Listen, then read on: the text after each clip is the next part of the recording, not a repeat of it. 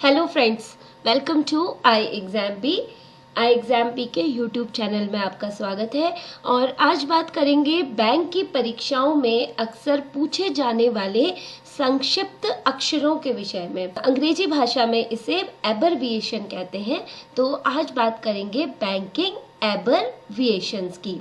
एबरविएशन या संक्षिप्त अक्षर पूछे ही जाते हैं और 4 से 5 अंकों के होते हैं, जिसे जानना बहुत आवश्यक है। तो आज बात बैंकिंग संक्षिप्त अक्षरों के विषय में।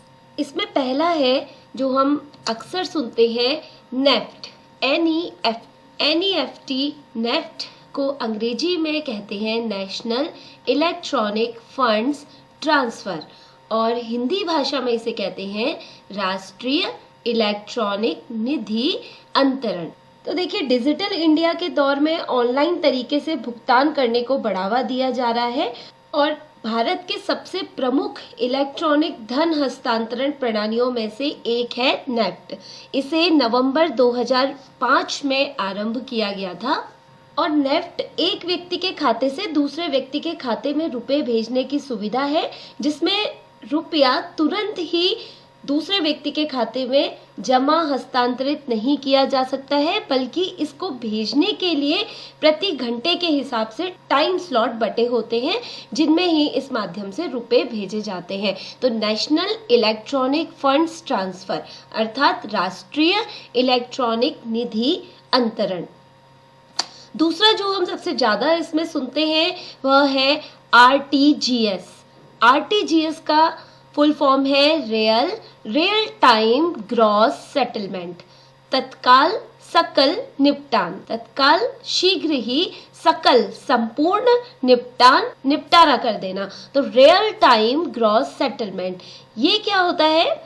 इस प्रणाली में कम से कम 2 लाख के ऊपर का पेमेंट या फिर उससे भी अधिक आप हस्तांतरित कर सकते हैं और RTGS के माध्यम से रुपए का हस्तांतरण बिना किसी देरी से किया जा सकता है। इसमें जैसे ही किसी ने ऑनलाइन पैसे भेजने के लिए ओके का बटन दबाया, वैसे ही दूसरे व्यक्ति के खाते में धन राशि तुरंत पहुंच जाती है।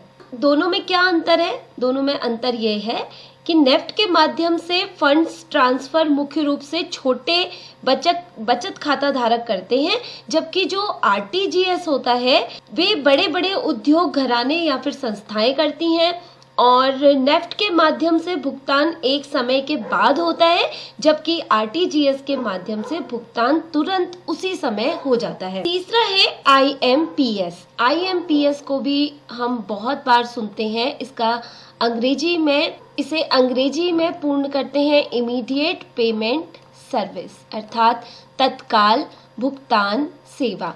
इमीडिएट तुरंत ही, शीघ्र ही। और तत्काल भुगतान सेवा का जो आरंभ हुआ था वह 2010 में इसको आरंभ किया गया और इस सेवा के माध्यम से एक बैंक अकाउंट से दूसरे बैंक अकाउंट में रुपया कभी भी किसी भी समय भेजा जा सकता है और इस सेवा का लाभ मोबाइल फोन के माध्यम से भी उठाया जा सकता है। तो नेफ्ट और RTGS के विपरीत इस सेवा का उपयोग बैंक की छुट्टियों के समय में भी आप 24/7 कर सकते हैं और ये जो भुगतान किया जाता है वह national payments corporation of India अर्थात NPCI राष्ट्रीय भुगतान निगम के द्वारा इसे प्रबंधित किया जाता है। तो वर्तमान में देश में इन 3 तरीकों से ऑनलाइन भुगतान किया जाता है। पहला है नेफ्ट राष्ट्रीय इलेक्ट्रॉनिक निधि अंतरण, दूसरा है RTGS तत्काल सकल निपटान और तीसरा है IMPS तत्काल भुगतान सेवा। इसके बाद अक्सर हम बैंक में जाते हैं तो वहां पर भी KYC शब्द का प्रयोग बहुत बार आपने सुना होगा। KYC का पूरा अर्थ है नो योर कस्टमर अर्थात अपने ग्राहक को जानने का प्रपत्र। और बैंकिंग के क्षेत्र में देखें तो हर 6 महीने में या 1 साल में बैंक अपने ग्राहकों से KYC फॉर्म भरने के लिए कहता है। इस KYC फॉर्म में आप अपना नाम, बैंक अकाउंट का नंबर, पैन कार्ड नंबर, आधार कार्ड नंबर इत्यादि भरते हैं।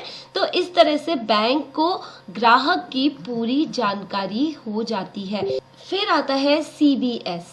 CBS भी कई बार परीक्षाओं में पूछा जाता है। CBS में C का अर्थ है कोर और B फॉर बैंकिंग और S for solution, core banking समाधान। यहाँ पर कोर शब्द का विस्तृत रूप है centralised online real time exchange. किसी बैंक की एक शाखा द्वारा जो सेवाएं किसी एक ग्राहक को प्रदान की जाती हैं, वो सभी सेवाएं उस ग्राहक को बैंक की अन्य शाखाओं में भी उपलब्ध होती हैं। इसे ही कहते हैं CBS अर्थात कोर बैंकिंग। इसके बाद है FDI, जो परीक्षा में बहुत अधिक पूछा जाता है। F for foreign, D direct और I फॉर इन्वेस्टमेंट।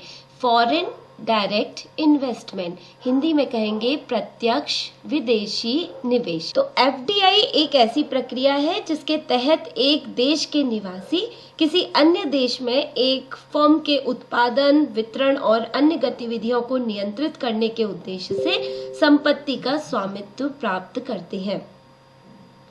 या आप इसे कह सकते हैं किसी एक देश की कंपनी का दूसरे देश में किया गया निवेश प्रत्यक्ष विदेशी निवेश कहलाता है, फॉरेन डायरेक्ट इन्वेस्टमेंट। एक संक्षिप्ताक्षर जो अक्सर परीक्षाओं में पूछा जाता है वह है फेरा अर्थात foreign exchange regulation act. Hindi में इसे कहेंगे विदेशी मुद्रा विनिमयन अधिनियम। जब कोई व्यापारी उद्यम अन्य देशों से वस्तुओं का आयात करता है और उन्हें अपने उत्पाद निर्यात करता है या फिर विदेशों में निवेश करता है, तो वह विदेशी मुद्रा का लेन देन करता है।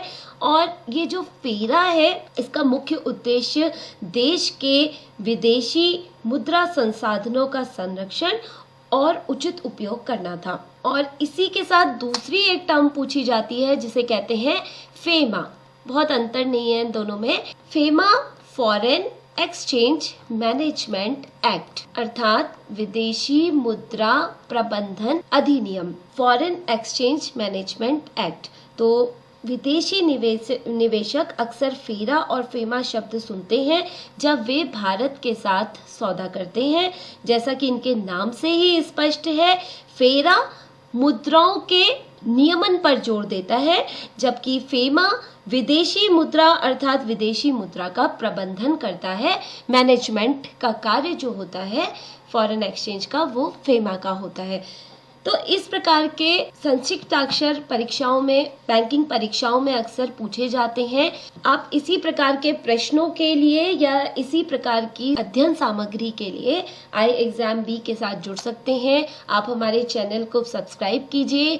iExamB अपनी 5वीं वर्षगांठ बना रहा है, तो इस उपलक्ष्य में सभी कोर्सेज में फ्लैट 40% का ऑफ है। हमारे साथ जुड़िए, हमारे साथ ही परीक्षाओं की तैयारी कीजिए। धन्यवाद।